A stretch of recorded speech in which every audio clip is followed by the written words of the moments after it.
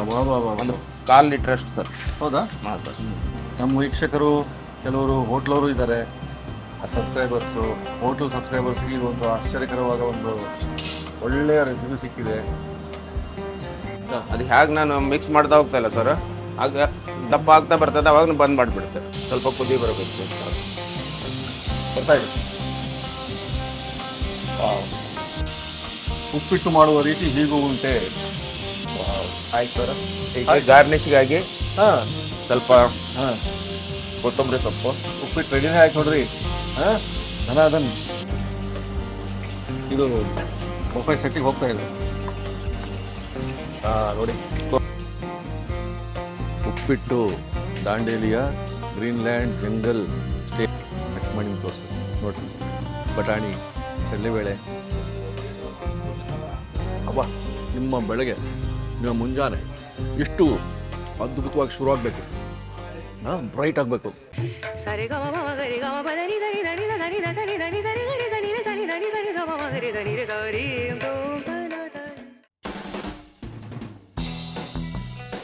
ನಮಸ್ಕಾರ ವೀಕ್ಷಕರೇ.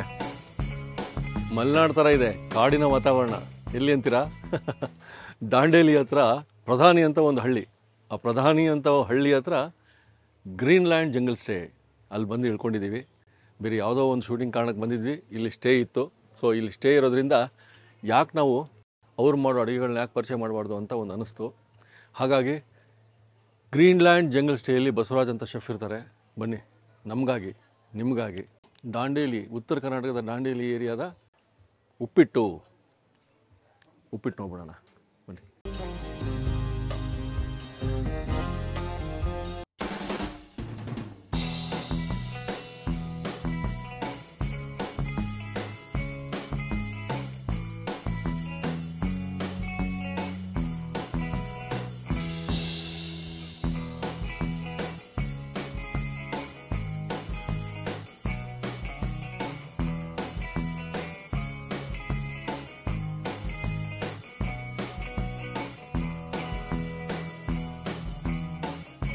ವೀಕ್ಷಕರೇ, ಇವತ್ತು ಗ್ರೀನ್ಲ್ಯಾಂಡ್ ಜಂಗಲ್ ಸ್ಟೇ ನಮ್ಮೊಟ್ಟಿಗೆ ಬಸವರಾಜ್ ಅವರು. ಸರ್, ಹಾಂ ಸರ್. ನಿಮ್ಮಲ್ಲಿ ಆಗುವ ಬೆಳಿಗ್ಗೆ ಬ್ರೇಕ್ಫಾಸ್ಟ್ ಉಪ್ಪಿಟ್ಟು. ಹಾಂ ಸರ್. ಅದು ಕೂಡ ತುಂಬ ಚೆನ್ನಾಗಿರ್ತಂದ್ರು, ತೋರಿಸ್ತೀರಾ? ಹಾಂ, ತೋರಿಸಿ. ನೋಡ್ಬೇಡ ಬನ್ನಿ. ಮೊದಲು ಎಣ್ಣೆ ಹಾಕ್ತಾ ಇದೆ ನೋಡಿ ಸರ್. ಮೊದಲು ಎಣ್ಣೆ 2 ಟೇಬಲ್ ಸ್ಪೂನ್ ಅಷ್ಟು. 2 ಟೇಬಲ್ ಸ್ಪೂನು. ಎಷ್ಟು ಕ್ವಾಂಟಿಟಿ ಸರ್ ಇದು ರವೆ ಒಂದು ಕಿಲೋದಿಂದ 1.5 ಕಿಲೋ ಸರ್. ಹಾಂ, ಇವತ್ತು ಮಾಡ್ತಿರೋದು 50 ಜನಕ್ಕೆ. ಲೈವ್ ಆಗಿ ಕಿಚನಲ್ಲಿ ನಾವು ತೋರಿಸ್ತಾ ಇದ್ದೀವಿ. ಯಾವ ಥರ ಅಡುಗೆ ಬೆಳಿಗ್ಗೆ ಬ್ರೇಕ್ಫಾಸ್ಟಿಗೆ ಮಾಡ್ತಾರೋ ಅದೇ ಟೈಪ್, ಅದೇ ಸ್ಟ್ರೈಟ್. ಈಗ ಸುಮಾರು 8:30 ಇವಾಗ, 9 ಗಂಟೆಗೆ ಬ್ರೇಕ್ಫಾಸ್ಟ್ ಸ್ಟಾರ್ಟು. ಸೊ ಬಿಸಿ ಕೊಡ್ತಾರೆ. ಇದು ಸಾಸಿವೆ ಇದೆ 1 ಟೀ ಸ್ಪೂನ್ ಅಷ್ಟು. 2 ಸ್ಪೂನ್ ಅಷ್ಟು ಇದು ಕಡಲೆಬೇಳೆ, ಉದ್ದಿನಬೇಳೆ ಇದು ಹಾಕ್ತಾ ಇದೆ. ಉದ್ದಿನಬೇಳೆ 2 ಟೀ ಸ್ಪೂನಾ? ಹಾಂ, 2 ಟೀ ಸ್ಪೂನ್ ಸರ್. ಫಸ್ಟ್ ಹಾಕೋದು ಇದನ್ನೇ ಉಪ್ಪಿಟ್ಟಿಗೆ. ಸರ್, ಇದು ಕರಿಬೇವು ಎಷ್ಟು? ಒಂದು ಹಿಡಿನ? ಒಂದು ಸ್ವಲ್ಪ ಸರ್. ಸ್ವಲ್ಪ ಮುಟ್ಟಿಗೆ. ಒಂದು ಮೆಣಸಿನ್ಕಾಯಿ ಜಾಸ್ತಿ ಹಾಕಲ್ಲ ಸರ್. ಹಾಕಲ್ಲ, ಒಂದು 2-3 ಕಟ್ ಮಾಡ್ಕೊಂಡ್ರಿ. ಹಾಂ, ಹೌದು ಸರ್.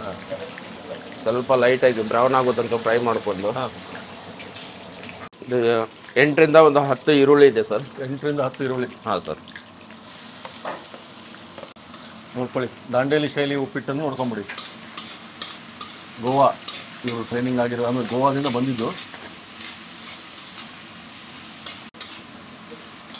ಇದು ಸರ್ 1.5 ಟಮಾಟೆ ಇದೆ. 1.5 tomato.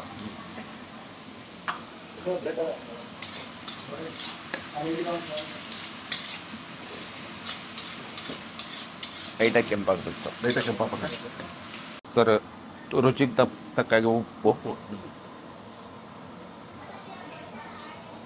2ರಿಂದ 3 table spoon sir. Tea spoon ಅಷ್ಟು ಸಕ್ಕರೆ ಸರ್. ಹೌದು, ಶೈನಿಂಗ್ ಬರುತ್ತೆ ಸರ್ ಉಪ್ಪಿಟ್ಟು. ಪಾತ್ರೆ ತೊಗೊಂಡ್ಬಿಟ್ಟು ಉಪ್ಪಿಟ್ಟು ಶೈನಿಂಗ್ ಬರ್ತದೆ ಸರ್. ಏನು ಸರ್ ಇದು? ಅರ್ಧ ಪ್ಯಾಕೆಟ್ ಗುಡ್ ಲೈಫ್ ಹಾಲು ಹಾಕ್ತಾ ಇದೆ. Good life? ಹಾಂ ಸರ್. ನಾವು ನೋಡಿದ್ದಿಲ್ಲ ಇದು ಹಾಕೋದು.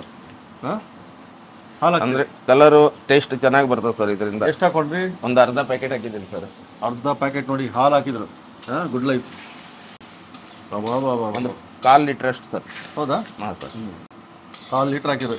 ಇದೊಂದು 1.5 kg ರವೆಗೆ. ಈಗ ನೀರು ಹಾಕ್ತಾ ಇದ್ದೀನಿ. ನೀರು ಬಿಸಿ ನೀರು ರೆಡಿ ಇಟ್ಟಿದ್ದಾರೆ. ಆ ಥರದ್ದು 1.5 kg ರವೆ ಅಂದರೆ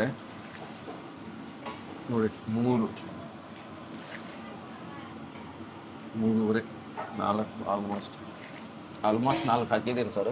ಅಂದರೆ ಎಷ್ಟು ಅಂತ ಹೇಳ್ಬೋದು ಸರ್? ಯಾಕಂದ್ರೆ ಲೀಟ್ರಲ್ಲಿ ಅಂದ್ರೆ ಒಂದು 2.5 ಲೀಟ್ರ್ ಸರ್. 2.5 ಲೀಟ್ರ್ ನೀರು ಬೇಕು. ಯಾಕಂದ್ರೆ ನಮ್ದು ಇಲ್ಲಿ ಉಪ್ಪಿಟ್ಟು ಜಾಸ್ತಿ ಇದು ಪಾಪ್ಯುಲರ್ ಆಗಿದೆ. ಹೌದಾ? ಹೌದು ಸರ್. ನೀವು ತಿಂದು ನೋಡಿ. ಹಾಂ, ಅಲ್ಲ ಈಗ ನೀವು ಮಾಡೋದು ನೋಡಿ ನಿಮ್ಗೆ ಗೊತ್ತಾಯ್ತು ಇದು ಹೆಂಗೆ ಎಷ್ಟು ರುಚಿ ಇರ್ಬೋದು ಅಂತ. ನಮ್ಮ ವೀಕ್ಷಕರು ಕೆಲವರು ಹೋಟ್ಲವರು ಇದ್ದಾರೆ, ಸಬ್ಸ್ಕ್ರೈಬರ್ಸು. ಹೋಟ್ಲ್ ಸಬ್ಸ್ಕ್ರೈಬರ್ಸ್ಗೆ ಇದು ಒಂದು ಆಶ್ಚರ್ಯಕರವಾದ ಒಂದು ಒಳ್ಳೆಯ ರೆಸಿಪಿ ಸಿಕ್ಕಿದೆ.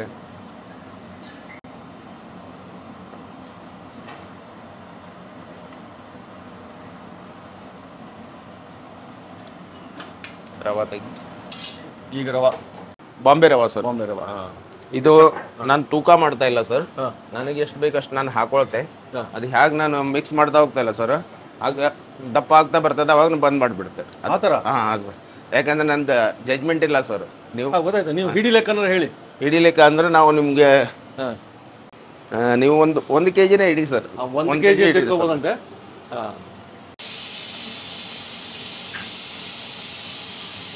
ಸ್ವಲ್ಪ ಕುದಿ ಬರಬೇಕು ಸರ್. ಬರ್ತಾ ಇದೆ.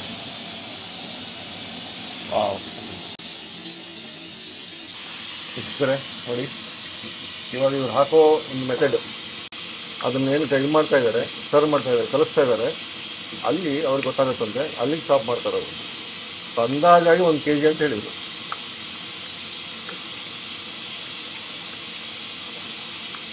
ಅವ್ರಿಗೆ ಗೊತ್ತಾಗುತ್ತೆ ಇಷ್ಟು ಸಾಕು ಅಂತ.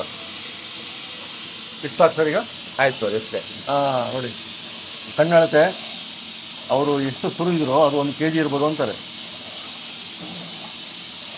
ಈ ಹದ ಬಂದಾಗ ಅವರು ರವೆ ಹಾಕೋದನ್ನು ಸ್ಟಾಪ್ ಮಾಡ್ತಾರೆ. ಇದು ಅವ್ರು ನಡೆಸ್ಕೊಂಡು ಬಂದಿರೋ ಪದ್ಧತಿ.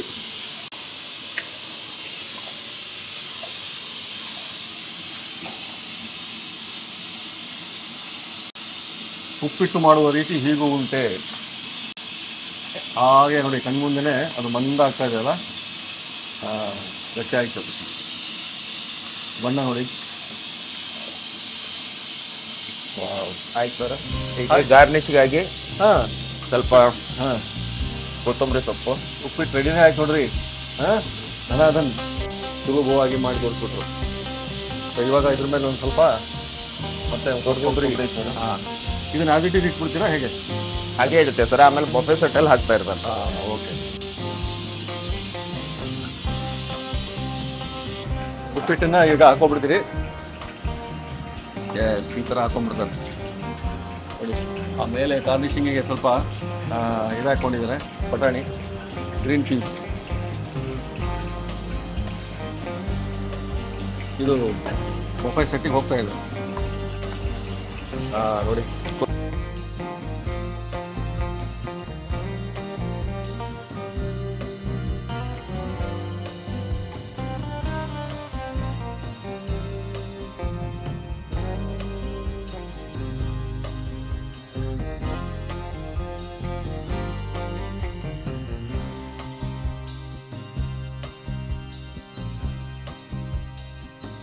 ಹೊಸದೇ ನಮಗೆ ದಾಂಡೇಲಿಯ ಶೈಲಿಯ, ನಿಮ್ಮ ಶೈಲಿಯ ಉಪ್ಪಿಟ್ಟು ತೋರಿಸಿರಿ. ನಿಮಗೆ ಧನ್ಯವಾದಗಳು.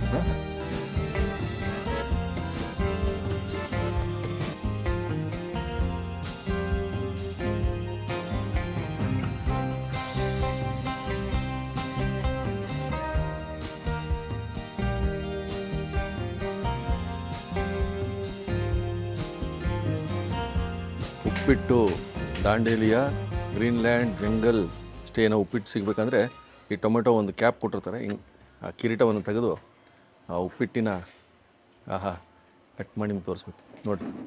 ಬಟಾಣಿ, ಕಡಲೆಬೇಳೆ, ಇದರಲ್ಲಿ ಹಾಲು ಹಾಕ್ಕೊಂಡ್ರು. ಅದೇ ನನಗೆ ಶ್ರೇಷ್ಠವಾಗಿ ಕಾಣ್ತಾ ಇದೆ. ವಿಭಿನ್ನವಾಗಿ ನೋಡ್ಬಿಡೋಣ ಟೇಸ್ಟು. ಗುಡ್ ಲೈಫ್ ಅಂದರೆ ಒಳ್ಳೆ ಜೀವನ, ಗುಡ್ ಲೈಫ್ ಮಿಲ್ಕ್ ಹಾಕ್ಕೊಂಡಿದ್ದು ಉಪ್ಪಿಟ್ಟಿದ್ದು ಮೊದಲೇ ಬಾರಿಗೆ. ಸೊ ಒಳ್ಳೆ ಜೀವನಕ್ಕಾಗಿ, ಒಳ್ಳೆ ಆರೋಗ್ಯಕ್ಕಾಗಿ ಒಳ್ಳೆ ಉಪ್ಪಿಟ್ಟು ದಾಂಡೇಲಿಯಲ್ಲಿ.